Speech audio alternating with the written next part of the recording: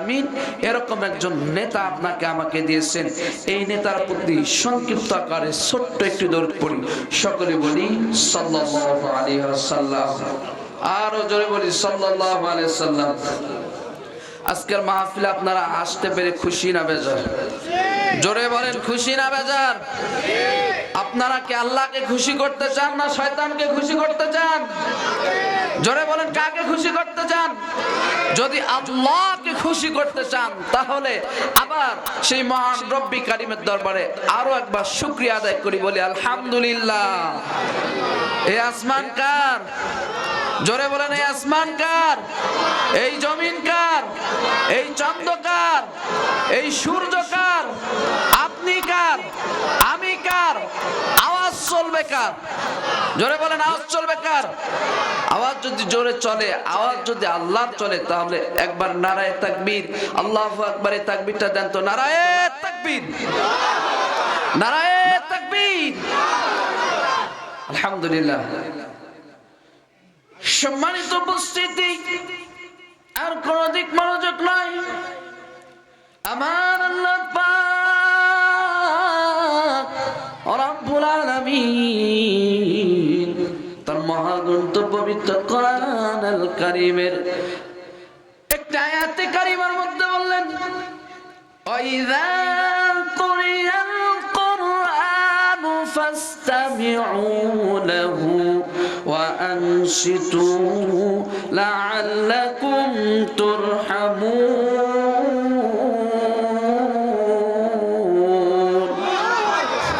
আমার আল্লাহ পাক রব্বুল আলামিন বললেন, যে স্থানের মধ্যে পবিত্র কোরআনুল কারীমের আলোচনা করা হয়, যে স্থানের মধ্যে হাদিসের আলোচনা করা হয়, ওই জায়গাগুলোতে তোমরা কোন রকম গন্ডগোল না করে, কোন রকম বিশৃঙ্খলা না করে, সামনে দিয়ে হাঁটাহাঁটি না করে, কোন রকম বিশৃঙ্খলা না করে, যদি তোমরা মনোযোগ সহকারে শুনতে পারো, সত্য হলো দুইটা।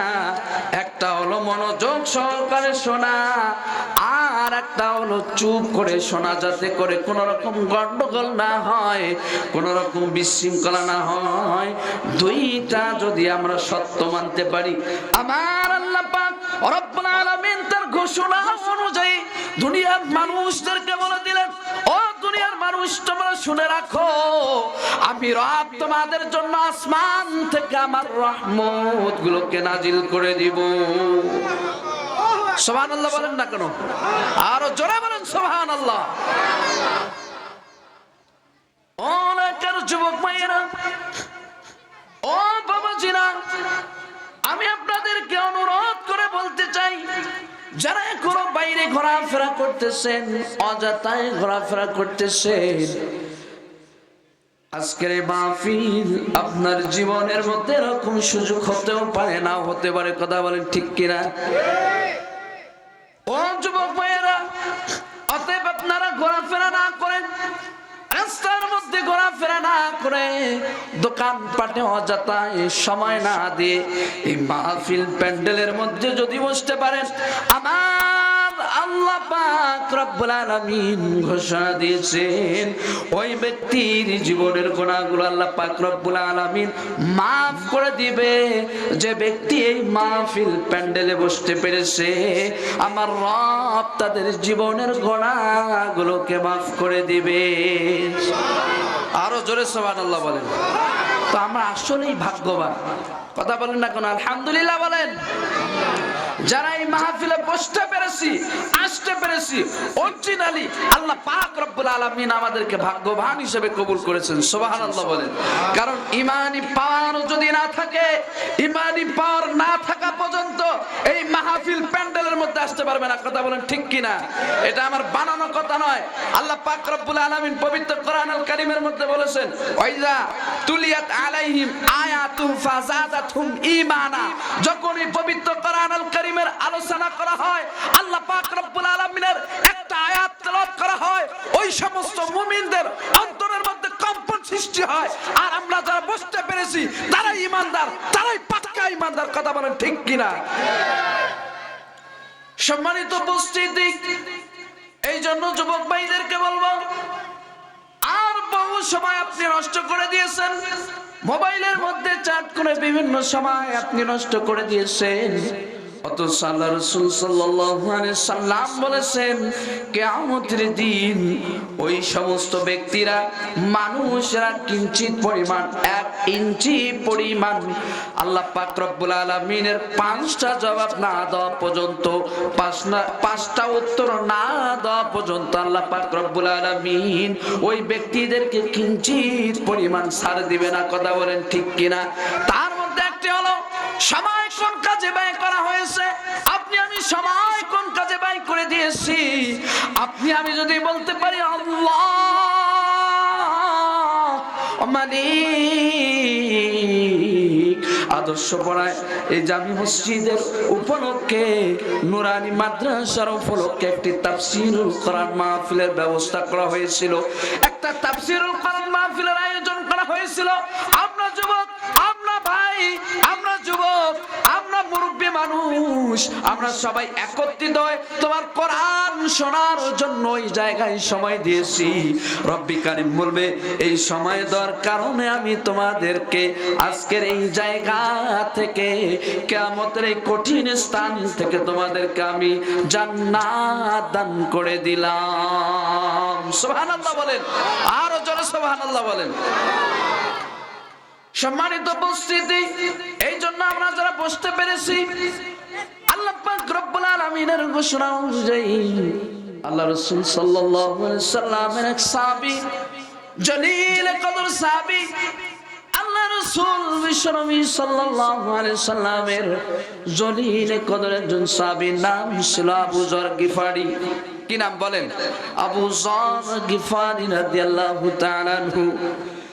এই আবু যর গিফারি রাদিয়াল্লাহু তাআলা আনহু থেকে বর্ণিত, আল্লাহর রাসূল বিশ্বনবী সাল্লাল্লাহু আলাইহি সাল্লাম বলেছেন যে কোন ব্যক্তি যদি কোরআনুল কারীমের একটা আয়াত নিয়ে গবেষণা করে, একটা আয়াতের তাফসীর বোঝার চেষ্টা করে।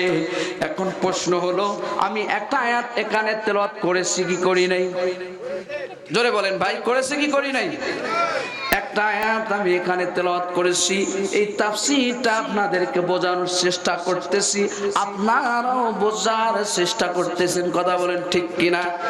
আবু যর গিফারি রাদিয়াল্লাহু তাআলা আনহু তিনি বললেন, কোন মানুষ যদি একটা কোরআনুল কারীমের আয়াত বোঝার চেষ্টা করে, তাফসীর বোঝার চেষ্টা করে, আল্লাহ পাক রব্বুল আলামিন ওই ব্যক্তির আমলনামায় 100 রাকাত নফল নামাজ পড়লে যে সওয়াব হয়, ওই ব্যক্তির আমলনামায় এই সওয়াবগুলোকে দান করে দিবে।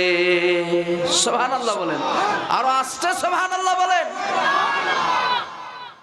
দেখছেন, একটা আয়াত বোঝার চেষ্টা করলে 100 রাকাত নফল ইবাদত, 100 রাকাত নামাজ পড়লে যে সওয়াব হবে, আপনার আমার আমলনামে আল্লাহ পাক রব্বুল আলামিন দান করে দিবেন। সুবহানাল্লাহ বলেন।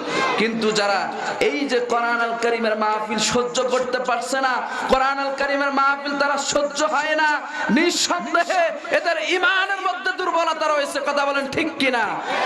যারা এই কোরআনুল কারীমের আলোচনা শুনতেছেন, আমি তাদেরকে বলতে চাই, শুনে রাখুন, আপনি যদি এই পবিত্র কোরআনুল কারীমের আলোচনা আপনার শরীরের মধ্যে সহ্য না হয়, তাহলে নিঃসন্দেহে আপনি আবু জাহেলের উত্তরসূরি। কথা বলেন ঠিক কিনা? কারণ আবু জাহেল কোরআনকে সহ্য করতে পারতো না। কথা বলেন না কেন ঠিক কিনা? আবু জাহেল কোরআনুল কারীমের আলোচনা সহ্য করতে পারতো না, কিন্তু এই আবু জাহেল কোরআনুল কারীমের তেলাওয়াত শুনতো। সুবহানাল্লাহ বলেন। আল্লাহ রাসূল সাল্লাল্লাহু আলাইহি সাল্লাম যখন কোরআনুল কারীম তেলাওয়াত করতেন, তিনিও কোরআনুল কারীমের তেলাওয়াত শুনতো, কিন্তু কোরআনুল কারীমের যখন ব্যাখ্যাগুলো করতেন, তখন এই আবু জাহেলের গায়ে সহ্য হতো না।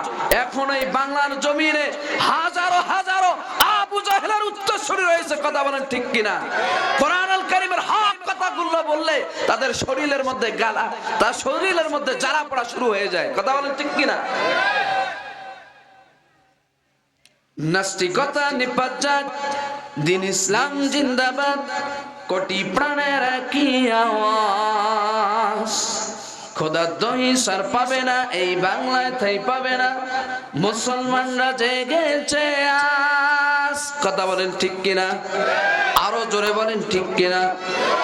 নাস্তিকতা নিপাত যাক, দিন ইসলাম জিন্দাবাদ, কোটি প্রাণের একই আওয়াজ। খোদার দহি সার পাবে না, এই বাংলায় ঠাই পাবে না। মুসলমানরা জেগেছে আজ। চলো চলো এগিয়ে চলো, জোর কদমে এগিয়ে চলো, বজ্রকণ্ঠে আওয়াজ তোলো, একে তালে সবাই মিলে দাও না স্লোগান, নারায়ে তাকবীর। আরো জোরে নারায়ে তাকবীর, নারায়ে তাকবীর, নারায়ে তাকবীর। সম্মানিত উপস্থিতি, বাংলার তাওহীদি মুসলিম জনতা যখন নারায়ে তাকবীর, আল্লাহু আকবার, এই তাকবীরের ধ্বনি দেওয়া শুরু করে দিয়েছিল, যাদের টুপি রয়েছে তারাও দিয়েছিল, যাদের টুপি নাই তারাও দিয়েছিল, যাদের দাড়ি রয়েছে তারাও দিয়েছিল, যাদের দাড়ি নাই তারাও দিয়েছিল, যাদের পাঞ্জাবি ছিল তারাও দিয়েছিল, যারা পাঞ্জাবি সারা শার্ট প্যান্ট ছিল তারাও দিয়েছিল। নারায়ে তাকবীর, আল্লাহু আকবার, এই তাকবীরের ধ্বনি দেওয়ার সঙ্গে সঙ্গে বাংলাদেশের কুখ্যাত একজন নাস্তিক ছিল তসলিমা নাসরিন। এই বাংলাদেশের তাওহীদি মুসলিম জনতা এক হয়ে যখন এই তাকবীরের ধ্বনি দিয়েছিলেন, এই তসলিমা নাসরিন বোরকা পরে ভালোতে পালিয়ে যেতে বাধ্য হয়েছিলেন। কথা বলেন ঠিক কিনা? আরো জোরে বলেন ঠিক কিনা? এই বাংলাদেশের তাওহীদি মুসলিম জনতা যখন এক কাতারে এক হয়ে নারায়ে তাকবীর, আল্লাহু আকবার, এই তাকবীর দিয়েছিল, বাংলাদেশের আর একজন কুখ্যাত নাস্তিক ছিল, এই নাস্তিকের নাম হলো আব্দুল লতিফ কাজ্জাবি।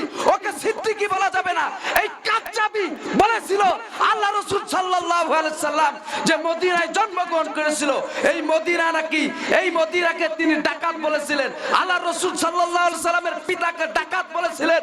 আল্লাহ রাসূল সাল্লাল্লাহু আলাইহি সাল্লামকে নিয়ে কটূক্তি করেছিলেন। কটূক্তি যখন করেছিল, বাংলাদেশের তাওহীদি মুসলিম জনতা এক হয়ে নারায়ে তাকবীর, আল্লাহু আকবার, এই তাকবীর দেওয়ার সঙ্গে সঙ্গে এই কুখ্যাত নাস্তিক লতিফ সিদ্দিকী তার চেহারা হারিয়েছে, তার ক্ষমতাও হারিয়েছে। কথা বলেন ঠিক কিনা? আরো জোরে বলেন ঠিক কিনা? এই বাংলাদেশের জমিন থেকে পৃথিবী শুরু হওয়া থেকে শুরু করে নিয়ে হক বাতিলের লড়াই চিরজীবন ছিল, থাকবে। কথা বলেন ঠিক কিনা? আরো জোরে বলেন ঠিক কিনা? হক যখনই এসেছে, হক দুর্বলতার রূপ নিয়ে এসেছে। কথা বলেন ঠিক কিনা?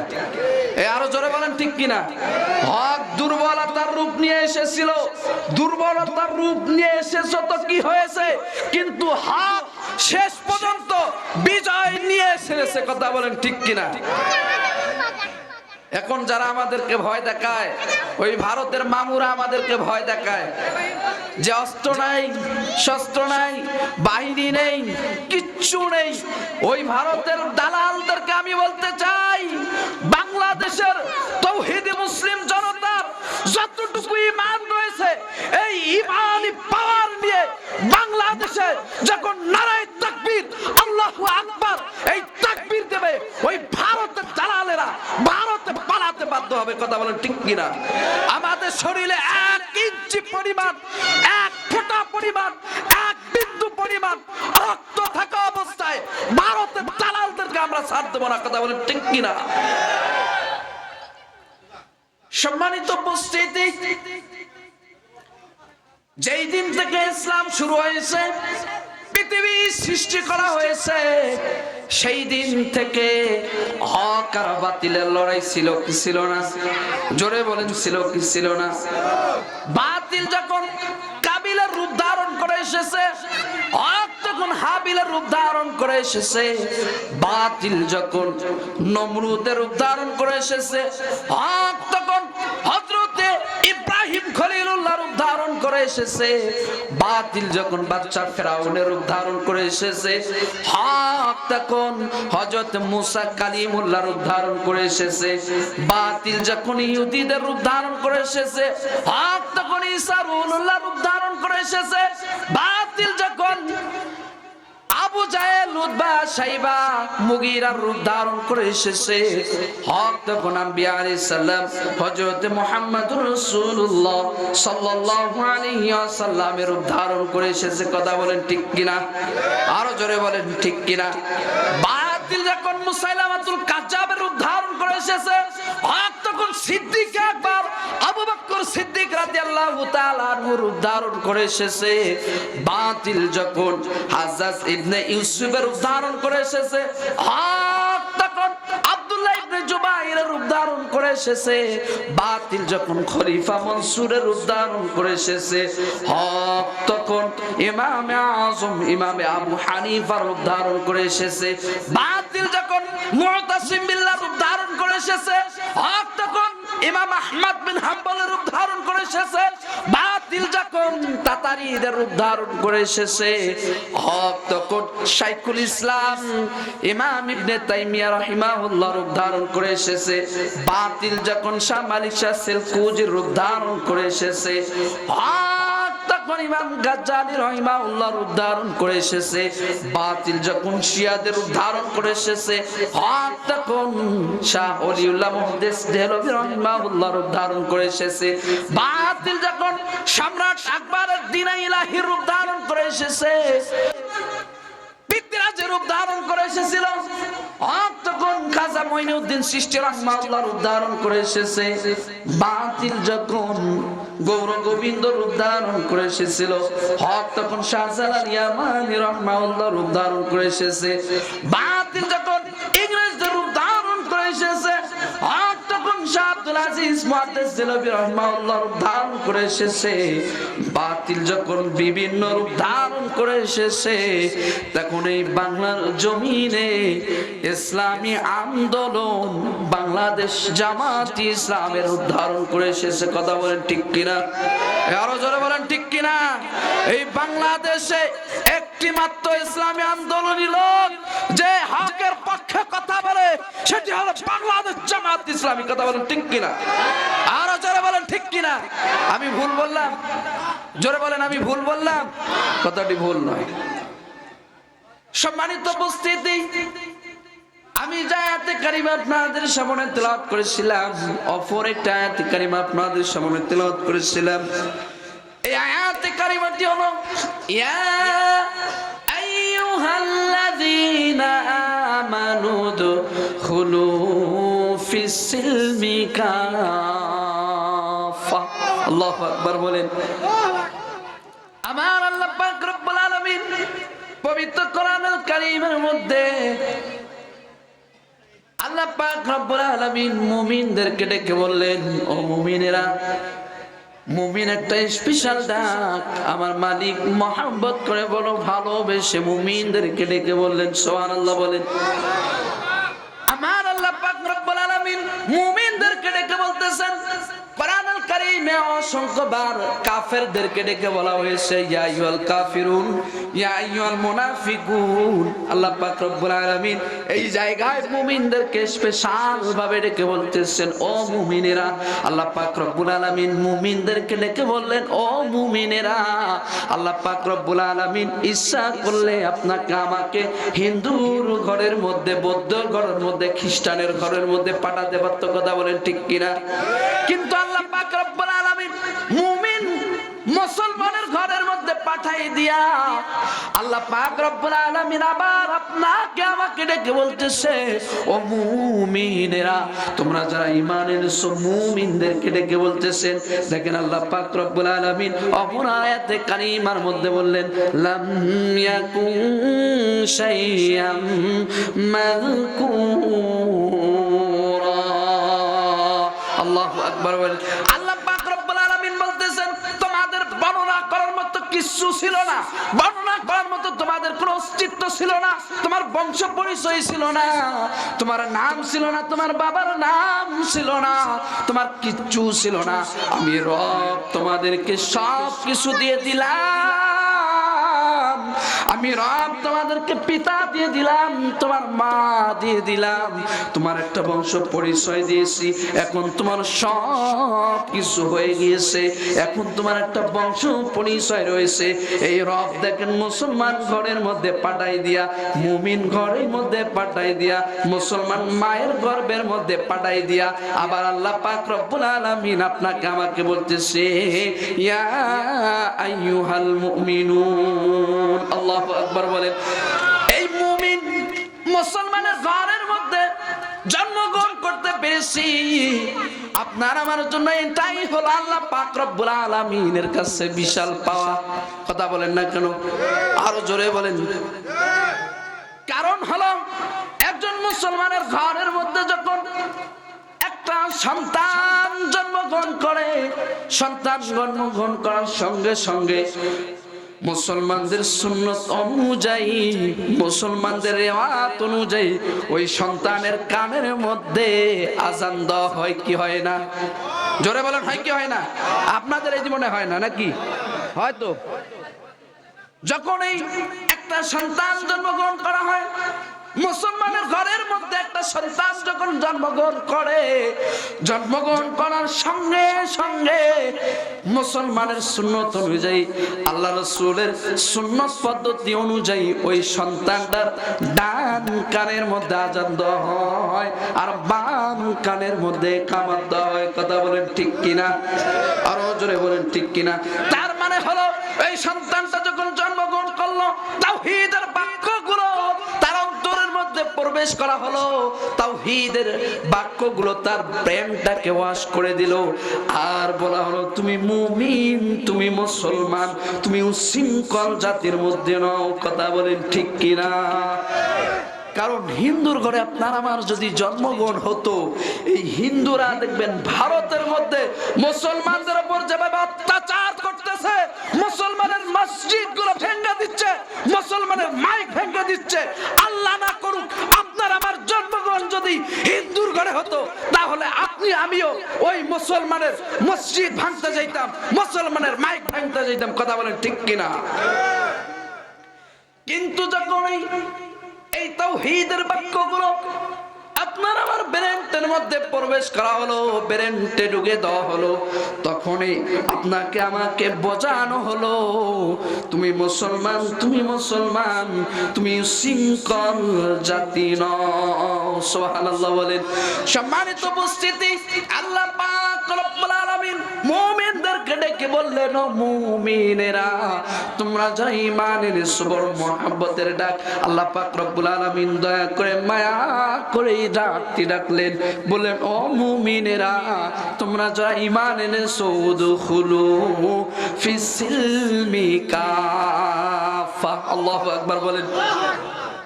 যে তোমরা ঈমান এনেছো, এখন ইসলামের মধ্যে পুরোপুরি ভাবে প্রবেশ করে যাও। সুবহানাল্লাহ বলেন।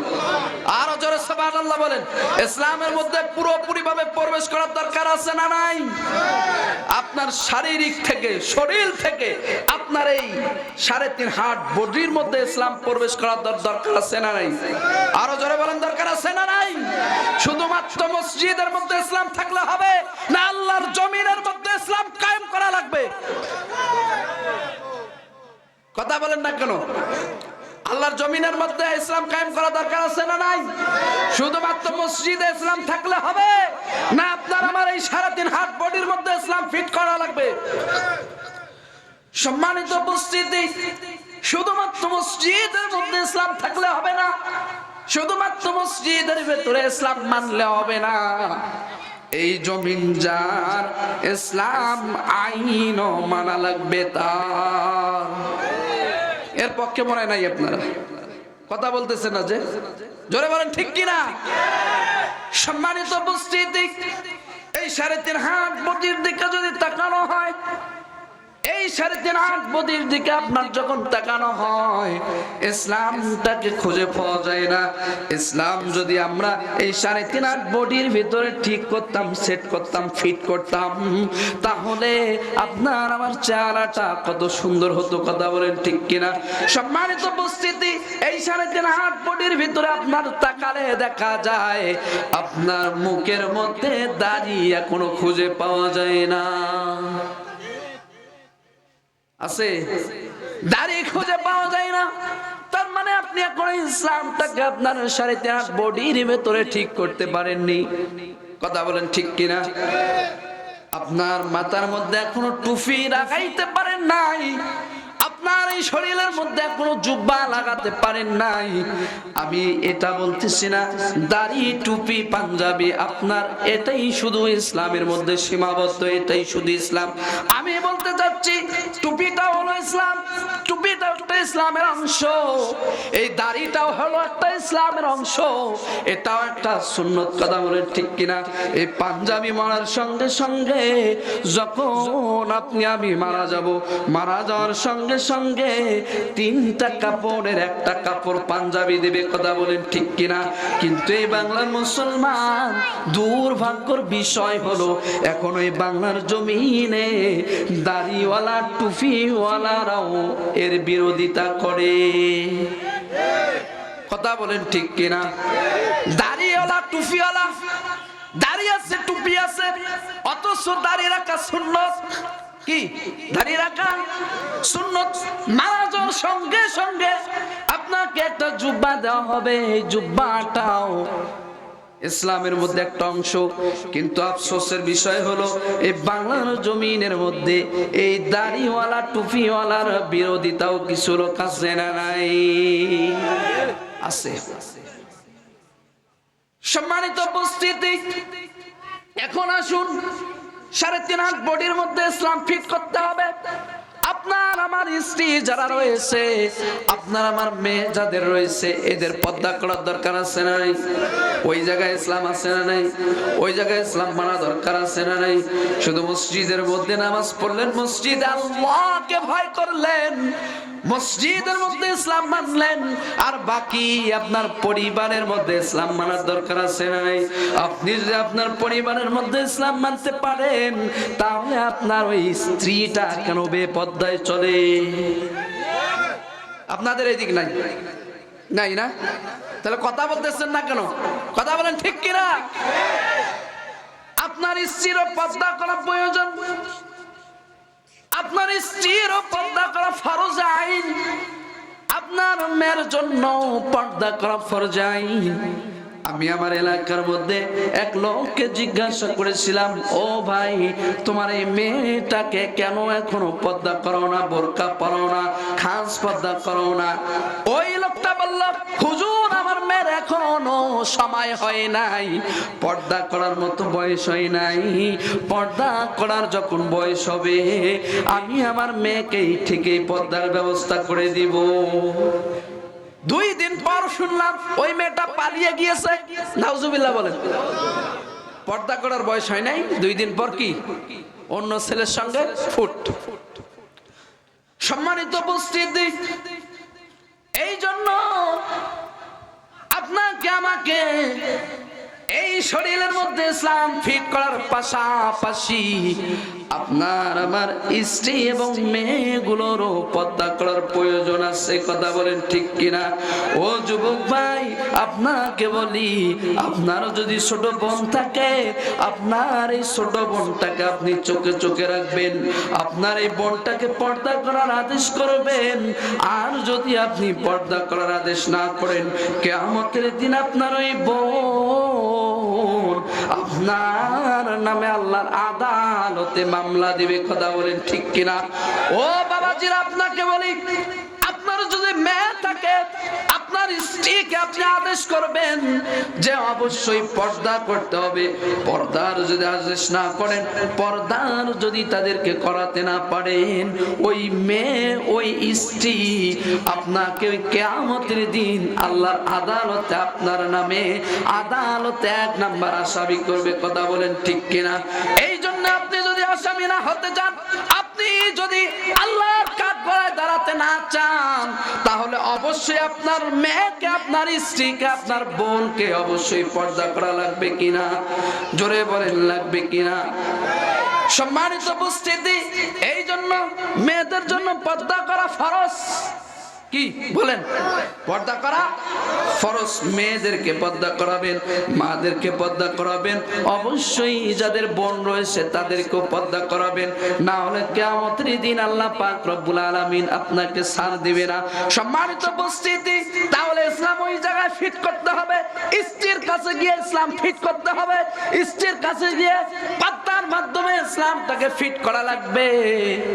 আপনার আমার বোন, আপনার আমার যারা বোন রয়েছে তাদের কাছেও ইসলামটাকে পৌঁছে দিতে হবে, তাদেরকে বোঝাতে হবে যে ইসলামটা পর্দা, ইসলাম তোমার জন্য পর্দাকে ফরজ করে দিয়েছেন। সম্মানিত উপস্থিতি, এখন আসুন বিয়ার মধ্যে ইসলাম মানার দরকার আছে না নাই? বিয়ের মধ্যে ইসলাম মানার দরকার আছে না নাই? আমার কথা বুঝতেছেন কি ভাই? বিয়ার মধ্যে ইসলাম মানার দরকার আছে। তাহলে বিয়ার মধ্যে ইসলাম মানতে গেলে ওই একটা বক্স নিয়ে এসে ডিজে গান বাজিয়ে আপনি ইসলামটাকে ওখানে কায়েম করতেছেন। আমাদের এই দিক তো ডিজে গান বাজায় না, বিয়ের বাড়িতে বাজায়? বাজায় না? না, আলহামদুলিল্লাহ, সবগুলো আল্লাহর ওলি। আল্লাহ কবুল করুন, সকলে বলে আমিন। এলাকা আল্লাহর ওলি আছে, কথা বলেন ঠিক কিনা? কারণ এই এলাকায় নাকি বিয়ের বাড়িতে কি বাজায় না, বক্স বাজায়। এই যে উনি বলতেছে বাজায় না, মানে ওনার বাড়িতে না বাজায় কিন্তু বাকিগুলোতে বাজায়, কথা বলেন ঠিক কিনা? সম্মানিত উপস্থিতি, এই জন্য বিয়ের মধ্যে যখন আপনি বক্স নিয়ে এসে আল্লাহর এই জমিনটাকে কাঁপাচ্ছেন, আপনি শুনে রাখুন কিয়ামতের দিন আল্লাহ পাক রব্বুল আলামিন, আপনি যখন মারা যাবেন আল্লাহ পাক রব্বুল আলামিন আপনাকেও জাহান্নামের আগুনে আপনাকে কাঁপাবে, কথা বলেন ঠিক কিনা? আরো জোরে বলেন ঠিক কিনা? এর জন্য বিয়ার বাড়িতে বক্স বাজা যাবে না। বিয়া হলো একটা হালাল জিনিস, বিয়া হলো একটা সুন্দর জিনিস। বিয়ের মধ্যে আল্লাহ পাক রব্বুল আলামিনের বরকত আছে না নাই? আরো জোরে বলেন আছে না নাই? কিন্তু বিয়ার বাড়িতে আপনি যখন বক্স নিয়ে আসলেন, বিয়ার যে একটা বরকত রয়েছে, বিয়ের যে একটা রহমত রয়েছে, বিয়ের বরকত রহমত গুলো আপনি শেষ করে দিলেন। আমাদের বিয়ের মধ্যে হিন্দুয়ানি প্রথা আছে না নাই? জোরে বলেন। দেখবেন যে ওই বরকে 5-7 মেয়ে এসে তাকে কোলে করে নিয়ে যাচ্ছে, বর এসে অর্থাৎ মেয়েরা এসে বরকে কোলে করে নিয়ে যাচ্ছে। একটা পদ্মাহানির স্থিতিশীলতা আছে না নাই? জোরে বলেন আছে না নাই? আবার 4-5 মেয়ে এসে বরকে দেখতেছেন শরবত খাওয়াচ্ছে, কথা বলেন আছে না নাই?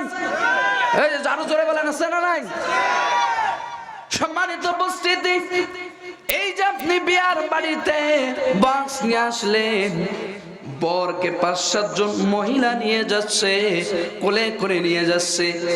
5-7 মেয়ে এসে ওই বরটাকে শরবত খাওয়াচ্ছে। এটা হলো ইসলামের স্থিতিশীলতা। ইসলাম এটাকে কখনো সমর্থন করে না, ইসলাম কখনো এটাকে প্রশ্রয় দেয় না, কথা বলেন ঠিক কিনা?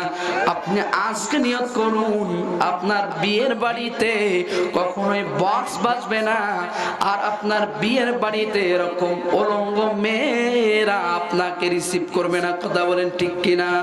সম্মানিত উপস্থিতি, এই বিয়ের বাড়িতে আপনাকে ইসলাম সেট করা লাগবে কি লাগবে না? আরো জোরে বলেন, লাগবে কি লাগবে না? ও যুবক ভাই, আপনাকে বলি, আজকে আপনি আমি কার পেছনে ছুটছি?